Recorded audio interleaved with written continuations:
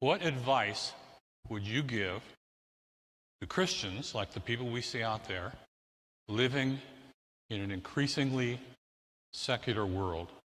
And it certainly seems, unless all signs mislead, this country is going to be as secular as some of the most secular countries in Europe.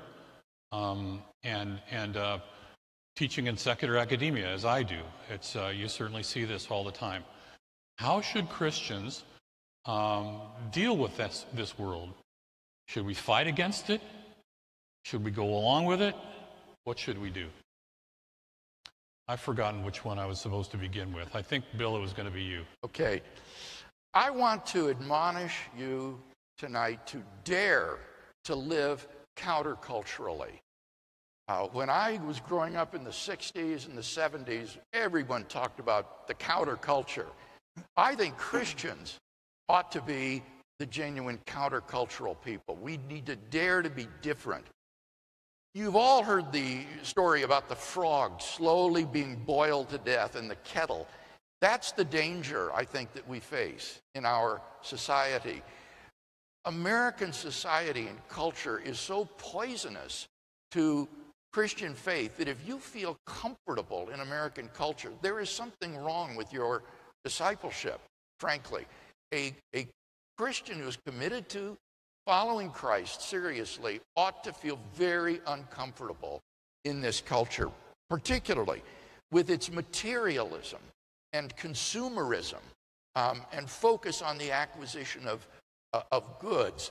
And I hope that you young couples here tonight won't make it your focus to have a big house and fancy car and nice furniture and those sorts of things the world values, but will instead focus on living for Christ and using your resources as good stewards of the Lord's work.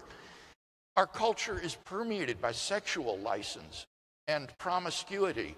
And I think as Christians, we must preserve the sanctity of the marriage relationship, that we do not have sexual activity before or outside of the marriage bond that God has established for us. And that is living counterculturally today.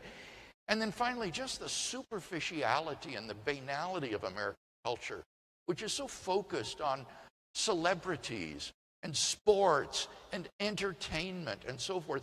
I would encourage you as a Christian to go beyond that and to think deeply about the important issues of life, like you're doing here tonight by attending this sort of event. That is already being countercultural. The second thing I'd like to encourage is to train your children carefully to be Christians in our culture. We mustn't hand our children over to our public grade schools and high schools to be raised. We need at home, and this is especially you dads, you need to be teaching your children why they believe and what we believe from a young age, simple at first, but then with increasing sophistication as they grow older.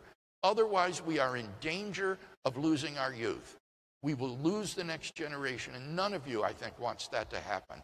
So be very intentional about training your children in what and why we believe as we do as Christians. I'd like to say amen to all of that.